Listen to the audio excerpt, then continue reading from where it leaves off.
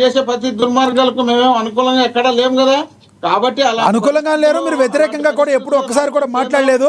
సరే sir, sir మరి కాసేపట్లో వస్తాను సార్, మళ్ళీ మాట్లాడదాం. మనతోటి మోకా ఆనంద్ సాగర్ గారు జాయిన్ అయ్యారు, టీడీపీ సీనియర్ నేత. నమస్తే సార్ ఆనంద్ సాగర్ గారు. నమస్కారం అండి. ఆనంద్ సాగర్ గారు, ఏదైతే కూటమి ప్రభుత్వం దూకుడు పెంచిందో అనుకోవచ్చా? గూగుల్ సంస్థ విశాఖకు రావడంలో కానీ, లేదంటే ఒక రకంగా చెప్పాలంటే ప్రతి విషయంలో కూడా కేంద్ర ప్రభుత్వం సహకారం ఇస్తూ ఉండడంతో రానున్న రోజుల్లో అభివృద్ధిలో ముందుకెళ్తుందని కూటమి ప్రభుత్వం చెప్తుంది. ఇదే విషయంలో నిన్న పవన్ కళ్యాణ్ గారు మాట్లాడుతూ 15 సంవత్సరాల పాటు మేము కూటమి కలిసి ఉంటుంది, ముందుకెళ్తామని చెప్తున్నారు. దీన్ని వైసీపీ వాళ్ళు 15 సంవత్సరాల పాటు ఒక రకంగా పవన్ కళ్యాణే పాలేరుతనం చేస్తున్నారు టీడీపీకి అని మాట్లాడుతున్న మాటల్లో ఏ విధంగా వాస్తవం ఉందంటారు? ముందుగా మీకు ప్యానల్లో ఉన్నటువంటి పెద్దలకి, మిత్రులకి హృదయపూర్వక నమస్కారం. నమస్తే సార్. ఇప్పుడు ముఖ్యంగా వైసీపీ నాయకులు ఆ పాలేరుతనం లాంటి భాషను కొంచెం మార్చాలని పదే పదే చెప్తున్నాం. రాజకీయాల్లో అటువంటి పదాలు ప్రయోగించడం సమంజసం కాదు. సభ్యతతో కూడినటువంటి పార్లమెంటరీ లాంగ్వేజ్ ను మనం ప్రయోగించుకోవాలి తప్ప, ఇప్పుడు పవన్ కళ్యాణ్ గారు బీజేపీ, తెలుగుదేశం పార్టీ పొత్తు పెట్టుకున్నాయి. దాన్ని పాలేరుతనం అంటారా,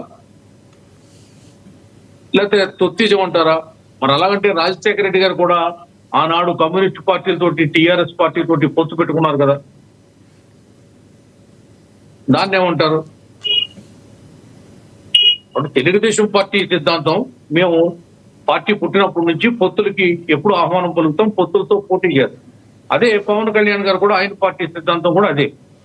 ఇప్పుడు ఎందుకు ఆ మాట అన్నాడు పవన్ కళ్యాణ్ గారు అంటే, ప్రధానమంత్రి గారు ప్రత్యేకమైనటువంటి శ్రద్ధని ఆంధ్రప్రదేశ్ మీద చూపిస్తున్నారు. ఈ 15 నెలల కాలంలో దాదాపు 4 సార్లు 3 సార్లు ప్రధానమంత్రి గారు రాష్ట్రానికి రావడం జరిగింది. రాష్ట్రానికి అడిగిందే తడవగా ఆర్థిక సహాయం అందిస్తున్నారు, ఇతరతర ముఖ్యమైనటువంటి సహాయ సహకారాలు కూడా అందిస్తున్నారు. ఒక దేశ ప్రధానికి, రాష్ట్ర ముఖ్యమంత్రికి, కేంద్ర ప్రభుత్వానికి, రాష్ట్ర ప్రభుత్వానికి ఇటువంటి సత్సంబంధం ఉండాలి. అప్పుడే ఈ ఒక జాతీయ పార్టీ అయినటువంటి కాంగ్రెస్ పార్టీ విడగొట్టినటువంటి, చెడగొట్టినటువంటి, తల నరికినటువంటి ఈ తోకముక్క లాంటి ఆంధ్రప్రదేశ్ కి భవిష్యత్తు ఉంటుంది. ఒక ముండాన్ని తీసుకొచ్చి చంద్రబాబు నాయుడు గారి చేతుల్లో 2014లో కాంగ్రెస్ పార్టీ పెట్టింది. ప్రజలేమో ముఖ్యమంత్రి పీఠం కట్టబెట్టారు. 5 సంవత్సరాలు అహర్నిశలు కష్టపడి రూపురేఖలు దిద్దే పరిస్థితుల్లో 19లో తెలుగుదేశం పార్టీ అధికారం దిగిపోవాల్సి వచ్చింది. తర్వాత జగన్మోహన్ రెడ్డి ముఖ్యమంత్రి అయిన తర్వాత, ఇందాక ఆయన చెప్పినట్టుగా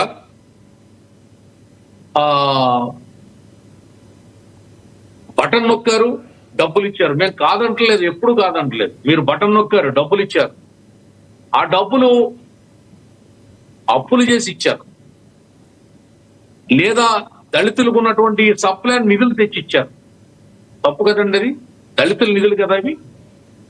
ఎస్సీ ఎస్టీ సప్లైన్ నిధులు, బీసీ నిధులు అన్ని పట్టుకొచ్చి మీరు పథకాలకు నొక్కారంటే ధర్మం అంటారా?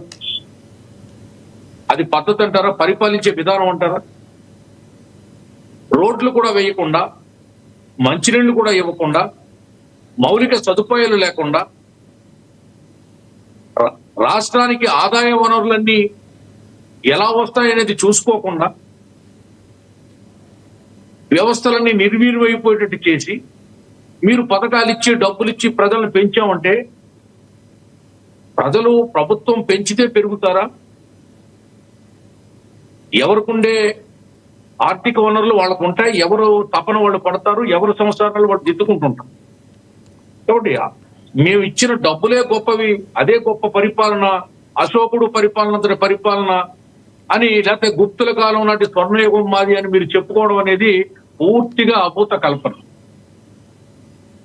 ప్రజలు ఆ ఈ పథకాల ద్వారా మీరు ఇచ్చిన డబ్బులతో బాగుపడ్డారా? ఎక్కడన్నా ఒక్క కుటుంబం పైకి వచ్చిందా?